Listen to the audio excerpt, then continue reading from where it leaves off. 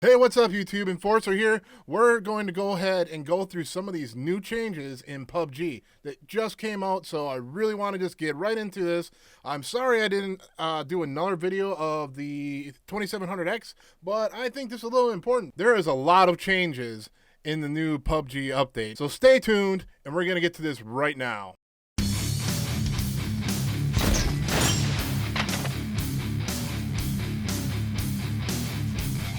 All right, so one of the main things we want to talk about is the weapon damage. We're going to go ahead and put that right here.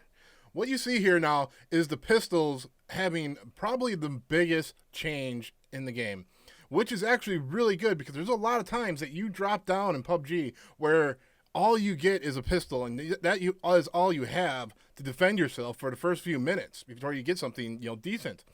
So what we're looking at is we got the P92 having probably one of the most significant increases because the P92 I think was actually a really crappy pistol. It went from 30 to 35. The P1911 that went up from 36 to 41. The P18C that went up just a few points. So and then the other two are 5. But those two I really think were already kind of balanced. They were actually pretty decent. The R1895 and the R45, both of those two weapons were really decent already. Now, ARs, this is where a lot of people are just not going to be happy with it because the ARs, anybody that's played, PUBG, they're probably their favorite weapons is going to be the AR, especially in the beginning. So the AKM, that one didn't actually change at all. It just stayed the same. The M16A4, that was actually one of my favorite ones. It's gone down 1 point. The M416, that went down 1 point. The Scar went down 1 point. The AUG went down 1 point. The Gorza, same. If I'm pronouncing that wrong, I apologize. Never actually used that weapon. But anyway, the shotguns, that I don't think should go down at all. The shotguns just need to stay higher.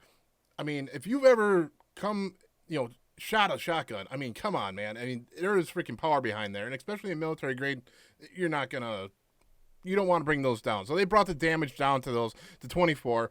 Granted, I believe that they multiply it, so when you have the shotgun, it's shooting multiple rounds. I don't know how many that is. I never actually looked it up, but that is my assumption as to why you're able to, take someone out a little bit easier. So if you shoot someone toward the neck, you're actually going to hit them in the head as well with another. So the DRMs, you got the SKS going down significantly. The VSS actually went up, and the MK14 stays the same. The SLR, nothing. I've never actually used that. I don't even know if that's in the game yet. Maybe that's why it's just showing a blank, but that is a 58. The Mini 14, that's gone up. The Mini 14 is extremely powerful, and that one, we're definitely going to be happy about getting more power out of it, but I really think it didn't need it. It really didn't. So let's go down to the SMGs. Now, when I was playing this week with my new CPU, testing it out, I talked to a lot of people, and a lot of people were talking about the SMG is going to be better. And I'm looking at this, and some people are actually going to be pretty mad. Or the SMGs has actually gone up. We have the micro Uzi, which has gone up 1 point. The UMP9 has gone up 1 point. The Vector has gone up 1 point, which the Vector was already really powerful. I really don't think that needed much balancing. And then the Tommy gun, it has a lot of power behind it, but that thing does not shoot straight at all. And a Tommy gun never did. So what you're looking at on these SMGs is you're getting a little bit more power out of them. I don't know how much 1 point is actually going to do. I really don't think it's significant, but with the SMGs, it may be because you're firing a ton of bullets at once. So if you have the Vector and you got 1 more point of damage and then you're shooting, trying to lay out, 50 rounds, 30 rounds, you're getting another 30 points out of it. So that could be life or death there. But something like the sniper rifles, you're not really getting that much. if you go up 1 point, like the VSS, I don't think you're really going to make that much of a difference because you're not shooting multiple rounds into somebody. The LMGs, I stay away from them, mainly because, you know, they're spray and praise, man. If you really use them, you're going to be happy because most of them went up. Both of them, I should say. There's only two. The DP29 has gone up from 49 to 51. The M249 has gone up 1 point as well from 44 to 45. So let's talk a little bit more about the patch that's come out here. So they're trying to balance everything, and they don't really say if they've changed a lot of the actual aiming. They do talk about the sway of a lot of the weapons. Here's one part here where it says weapon sway has been adjusted for all weapons, slightly increased side-to-side movement. The sway is now more pronounced when holding your breath. So what that's telling me is that when you're holding your, let's say you're doing hip fire, you're not going to have much sway. If you're actually aiming down the rifle, you're not going to have as much sway as you had before. I'm hoping that they're talking about also your bullets going a little bit more straighter or more pronounced that way. That would be better if it's done with all weapons. Maybe it's going to change how zeroing works, because I have gotten into zeroing and it's really nice. If you want me to do a video on that, I'd be really happy to.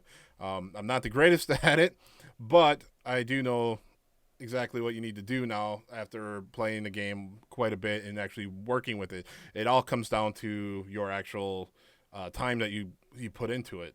Anyway, so increased vertical and horizontal recoil for all DRMs. So if you're using a sniper rifle, your recoil is going to be increased, which really sucks. I mean, I get it, because nobody can hold a freaking sniper rifle straight. I mean, if you want to put it in realism, there's very few people that I know that hold that well of recoil when you're actually shooting a weapon. It decreased the recoil recovery rate for all DRMs. Added recoil animations for all DRMs. So I'm going to actually be getting into this and trying all these. What I want to do in this episode, just kind of go over the basics of everything. You can catch everything or read all of them. So you can actually read all of them if you go to playbattlegrounds.com/news/158.pu. Why they use .pu? I don't know. But anyway, what we're going to do is try to play this game a little bit this week with the new update and see how all this actually works. I wanted to do this video with all that, but I think I'm going to save that for tomorrow so I actually have time to, gather everything. I've been putting out a lot less content lately, and that's mainly because I'm trying to get a little more quality and get a little bit more information before I just go ahead and put out my video. I mean, hopefully that makes sense. Okay, so the next thing we want to go through here is the new SLR. It's a new weapon. It's a DRM, so it's going to be a new sniper rifle. The SLR will be spawned alongside normal world loot. It's a DRM which uses the 7.62 millimeter ammo and contains 10 bullets per magazine, 20 bullets when extended. The SLR is more powerful than an SKS, but has more recoil. Recoil control is the key to using the SLR effectively. So we got a much more powerful DRM, but it is going to have massive recoil, and we're going to actually test that out this week. I promise you. I promise. Okay, so what else we got? We got some adjustments to attachments, and let's see, we have some swimming adjustments. I avoid the water at all costs, so I don't really worry about that. Like I said, you can check this out on the page yourself. The map selections are different. I did log into PlayerUnknown, and I noticed that it is different. You can select a map. You can then select everything on the left side instead of kind of just how it was before. It didn't make any too much sense. It just had the certain things. Now it has like kind of not a drop down, but you click on it and it goes off to the side. Um, some other settings. Oh, one the zeroing thing. Once you get used to your zeroing, uh, you want to look into your vertical mouse sensitivity. It's now set to zero point 0.7 by default. Now, those of you that know about one-to-one ratios, you need to actually set it back to 1.0. If you have a mouse like mine, kind of like a DS, mine's a DS300 from MSI. Uh, you want that one. You want to have that one-to-one whenever you're playing any kind of first-person shooter. If you're playing the third person, it still matters. But you want to switch that back to, I don't know why they would do this, because, I mean, in all honesty, almost every game should just be one-to-one. I go through a bunch of time switching my new Windows, whenever I get a new Windows, turning off, accelerated mouse and stuff like that, just to make sure I have a one-to-one. So that, when you're moving off to the side, it's not like trailing behind you. So if you ever want to increase your frag rate, that's what you want to work on first. Getting your mouse to a 1.1-to-1 ratio, because that's a make it or break it, if you ask me. Some people they like that messed up ratio, but any professional will probably tell you go the 1-to-1. Anyway, I want to thank everybody for watching this video, and I'm really sorry I didn't get too much into what I wanted to. Mainly because there was so much in this update, and I'm going to keep playing this game this week, and maybe I'll go through some of the things that actually are being done in this patch and how they're actually affecting players. Maybe I'll ask some other players and see how they're thinking about it. I'd like to know what you're thinking about it, so definitely let me know in the comments, because I watch them every day. I make sure I reply to everybody that has a serious question or anything like that. Anyway, you all have a great day, and I will see you later.